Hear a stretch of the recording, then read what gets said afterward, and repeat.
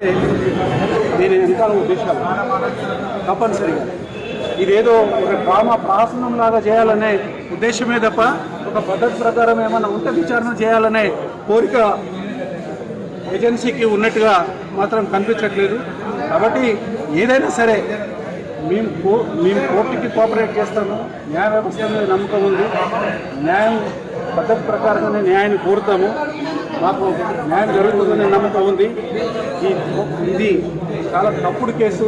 ఏ రకమైన నేరపూరిత చర్య లేకుండానే ఈ నేరాన్ని ఇవాళ ఎఫ్ఐఆర్ రిజిస్టర్ చేసి ఈ రకంగా వేధించే కార్యక్రమంలో భాగంగానే ఇవాళ మమ్మల్ని ఏసీబీ ముందుకు రానియలేదనేది మీకు తెలియజేస్తాం. సార్, ఈ విచారణకి అంటే అడ్వకేట్స్ కంపల్సరీ అవ్వాలా?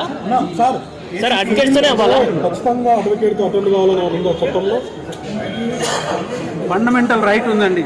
ఆర్టికల్ 21 కింద legal assistance to accused is part of fair investigation and fair trial. అందుకని అది రాజ్యాంగబద్ధమైన హక్కు, చట్టబద్ధమైనది, రాజ్యాంగబద్ధమైన హక్కు. చట్టాలన్నీ కూడా రాజ్యాంగానికి లోబడి ఉంటాయి. కాబట్టి ఇది రాజ్యాంగమే ఇచ్చిన హక్కు, fundamental right. This right cannot be taken away by anybody. అంటే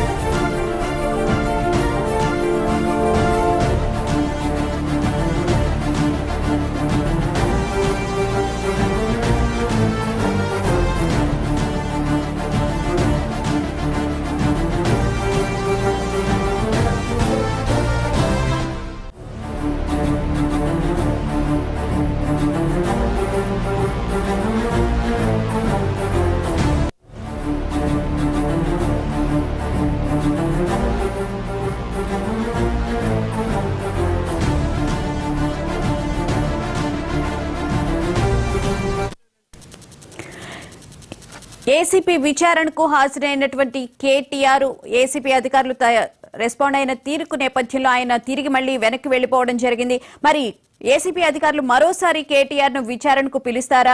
మరి కేటీఆర్ ఇచ్చిన లేఖలో అసలు ఏముంది? ఆయన తరపున లాయర్స్ ఏమన్నారు?